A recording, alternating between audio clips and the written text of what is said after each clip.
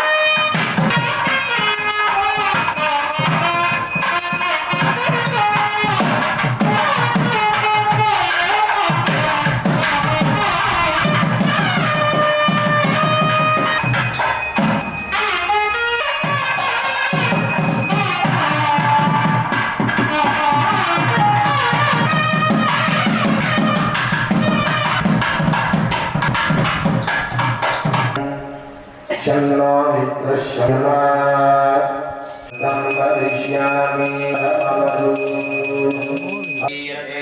प्रजया पुष्टिः EMI स्वाहा यशो जनेषु व्याहृतयः आगामहिमहीयन्ते भूरि दिवादृशः अन्मे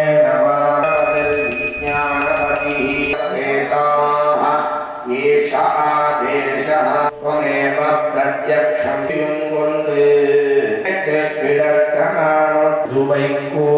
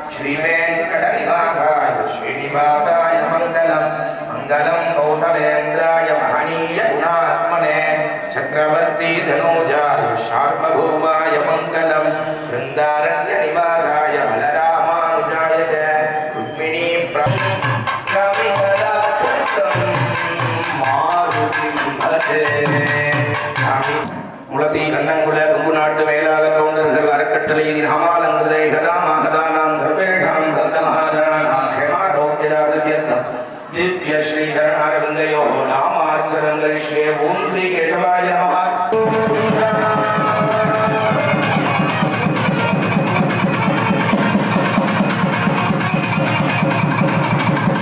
ஹரே ராம ராம ராம ஹரே ஹரே ஹரே கிருஷ்ண கிருஷ்ண கிருஷ்ண ஹரே ஹரே. இதுக்கு மகாமந்திரம்னு பேரு. இந்த கலியுகத்துல நாம் பாவத்தை தீர்க்கணும்னா இதுதான் வழி. இந்த மந்திரத்துக்கு ஆண் பெண் வித்தியாசம் கிடையாது, கால வித்தியாசம் கிடையாது. எப்ப வேணாலும் எங்க வேணாலும் சொல்லலாம் இந்த மந்திரம். இந்த மந்திரத்துல 2 நாமங்கள் உச்சரிக்கப்படுகிறது. ராமர்னு ஒரு நாமம், கிருஷ்ணர்னு ஒரு நாமம். அதுல ராமாவதாரம் தான் ஃபர்ஸ்ட் சொல்லுது. கிருஷ்ணாவதாரத்துக்கு முன்னாடி பெருமாள் ராமரா இருந்தார், அப்புறமா தான் கிருஷ்ணாவதாரம் பண்ணார். ராமர் யார் சார் அப்படின்னா, ஒரு மனிதன் பிறந்து வாழ்க்கையில எவ்வளவு கஷ்டம் வந்தாலும் அதை சமாளிச்சு எப்படி வாழணுங்கிறத சுவாமி பண்ணி காமிச்சார். நமக்கெல்லாம் அப்பாற்பட்ட சக்தின்னு சொல்லக்கூடிய பரம்பொருள் நமக்கு முன்னாடி 5 விதமான நிலையில மேல இருக்க. அவருடைய ஸ்டேட்டஸை விட்டுட்டு பெருமாள் கீழே இறங்கி விட. எதற்காகனா, நம்மள மாதிரி படைக்கப்பட்ட எல்லோரையும் காப்பாற்றி மோட்ச மார்க்கத்துல கொண்டு போகணும்னு மேல இருக்கக்கூடிய சுவாமி கீழே இறங்கி வந்து ஒவ்வொரு அவதாரமும் எதற்காக பண்ணாருன்னா நமக்காக தான் பண்ணார். வாயால ஒரு விஷயத்தை சொல்லிடலாம், செயலை செஞ்சு காட்டு பார்ப்போம்னு ஒவ்வொருத்தருக்கும் அது உண்டு. பக்கத்து வீட்டுக்காரர் வந்து சொன்னான்னு வச்சுக்கோங்களேன், 2 வாழை மரம் கட்ட உங்க வீட்டு பார்த்துருவாங்க, வாயால வர சொல்லிட்டு விடுவேன், எப்படி கட்டுறது, காசு வேணுமா நீங்க கேட்போம்ல. அந்த மாதிரி பெருமாள் வாயால சொல்லவே இல்லை, அவதார லட்சணமா நடந்து காட்டினார். அவரும் எல்லா கட்டத்தையும் பட்டு நடந்து காட்டினார். நம்மள மாதிரி ராமாவதாரம் முழுக்க எந்த இடத்துலையும் பெருமாள் தன்னுடைய சக்தியை உபயோகப்படுத்தினார்னு கிடையவே கிடையாது. ராமாயணம்னு ஒரு பெரிய கிரந்தம் இருக்கு, ஒரு நூல் இருக்கு, எல்லோருக்கும் தெரிஞ்சிருக்கும். அந்த ராமாயணம் முழுக்க பாத்தீங்கன்னா ஒரு இடம் 2 இடத்துல தன்னுடைய எல்லாத்தையும் மீறி ஒரு செகண்ட் பெருமாள் நான் தான் பெருமாள் காமிச்சிருப்பாரு தவிர அத்தனை கட்டத்தையும் அனுபவிச்சேன். எதற்காக சொல்லணும்னா, நாளைக்கு காத்தால முடிசூட்டி ஒரு பெரிய ராஜ்யத்துக்கு ராஜா ஆக போறேன்னு தசரதர் அவருடைய அப்பாவா தசரதர் இருந்த பெருமாள் ஸ்வயம்பு. பெருமாள் 10 அவதாரம் பண்ணார். எந்த வயதிலையும் சுவாமி வாழ்வார். கர்ப்ப விளம்பாக அந்த நேரத்தில் பெருமாள் வந்ததாக புராணம். கர்ப்பங்கிறது அவருக்கு ஒரு விளம்பரம். விளம்பரம்னா அது மறைக்கப்பட்ட ஒரு உண்மை. கர்ப்பத்தில் பெருமாள் வாசம் பண்ணல. அந்த மாதிரி தசரதனுக்கு கௌசல்யா அப்படிங்கிற தேவிக்கு 2 பேருக்கும் மகனாக ராமாவதாரம் பண்ணார் பெருமாள். தசரதன் யாருன்னா, தசம்னா 10 பேர், ரதம்னா தேர்னு பேர். அந்த தசரத மகாராஜாவுடைய தேர் 10 திக்கும் போகும். 8 திக்கு தானே சார் இருக்குன்னா, வானமும் போகும் பூமியும் போகும். வானத்துல எப்படி போகும்னா, இதுக்கு மேல 7 லோகம் இருக்கு. பூலோகம், உலர்லோகம், சுவர்லோகம், மகோலோகம், ஜனோலோகம், தப்போலோகம், சத்தியலோகம்னு 7 லோகம். பூமிக்கு கீழே 7 இருக்கு. அதல இதல சுதல கலாதல ரசாதல மகாதல பாதாள பாதாள கூட முடிஞ்சு போச்சு. 14 லோகத்துக்கு நடுவுல நம்மளாம் வாழ்க்கை. அந்த மாதிரி அந்த தசரத ராஜாவுடைய தேர் 10 திக்கும் போகும். எந்த திக்குல போனாலும் அவருடைய ஜெயம் தான். அப்பேற்பட்ட ராஜ்யத்துக்கு ராமரை முடிசூட்ட போறவங்க இன்னைக்கு நைட்டு 10 மணி வாக்குல டிஸ்கஷன் பண்ணி முடிவு பண்ணிட்டாங்க. கைகேயி தேவியினுடைய அடத்தினாலையும் அவருடைய வரத்தினாலையும் மறுநாள் நாட்டுல ராமர் காட்டுக்கு போகணும்.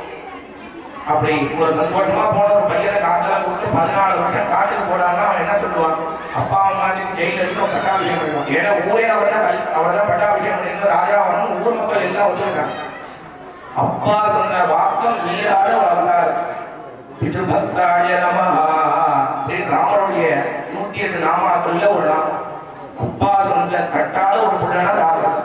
அப்பா 14 வருஷம் காட்டுக்கு போனுப்பாங்க. நீங்க சொல்லிட்டேன்னா நான் செய்வேன் கிளம்பிட்டாங்க. அந்த மாதிரி வாழ்க்கை முழுக்க எப்படி எப்படிலாம் வாழணும்னு காட்டினார். அந்த ராமாவதாரத்துல தான் அந்த ஆஞ்சநேய சுவாமி வர. புத்தி பலம் யசோ தைரியம் நிர்பயத்துவம் அரோகதா அஜாட்யம் பார்ப்பது அனுபவம் ஸ்மரணாத் பவே.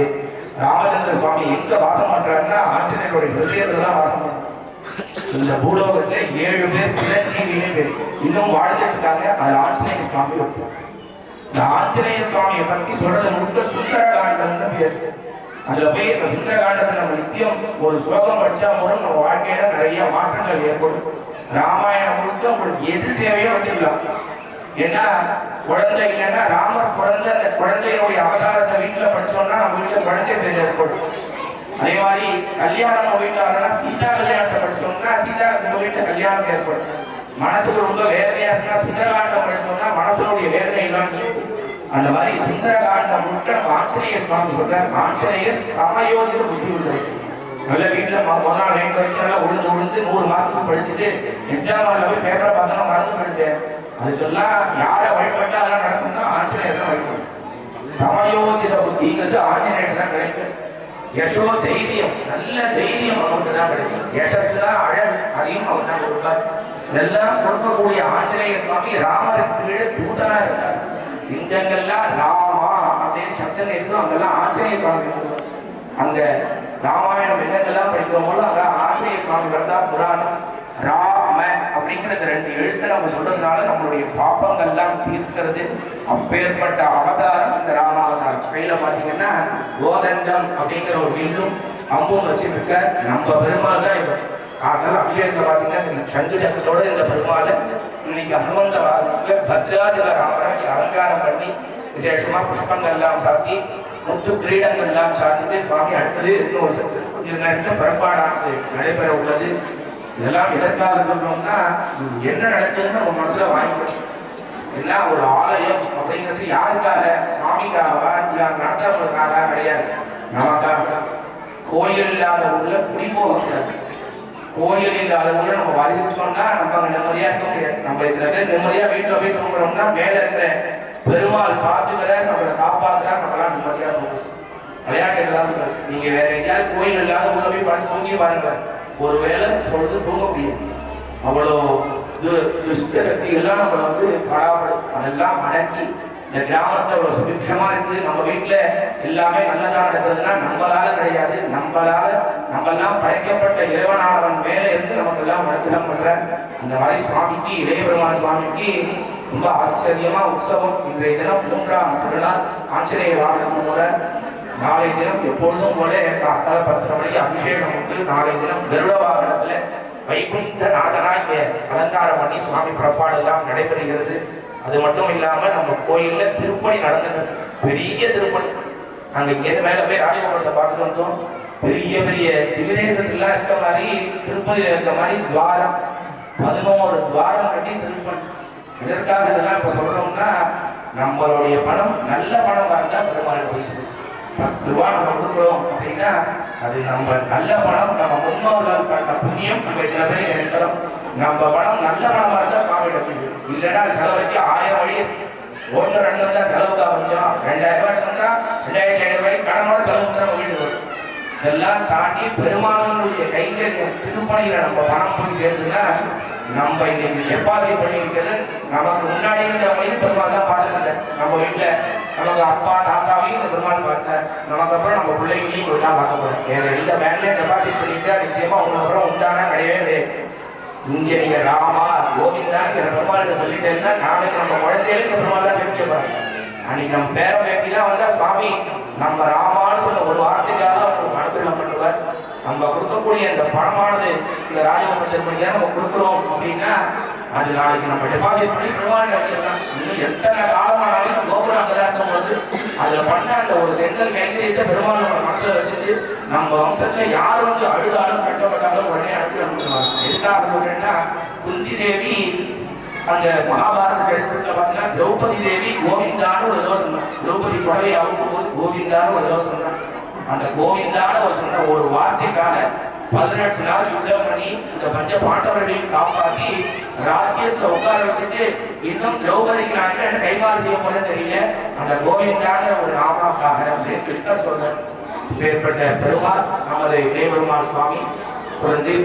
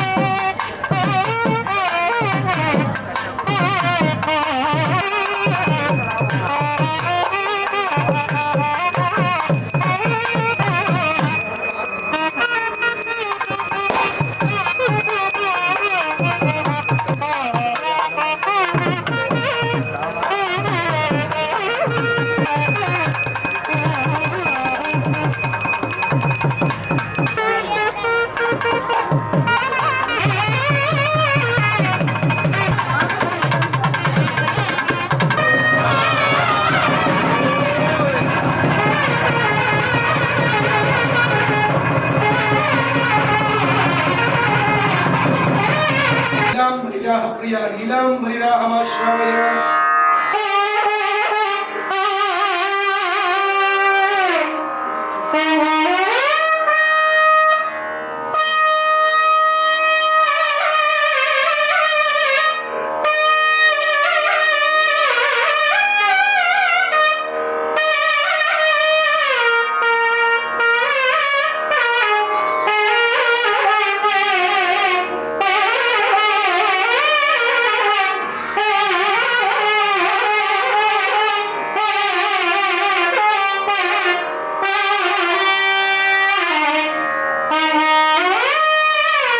இலங்கை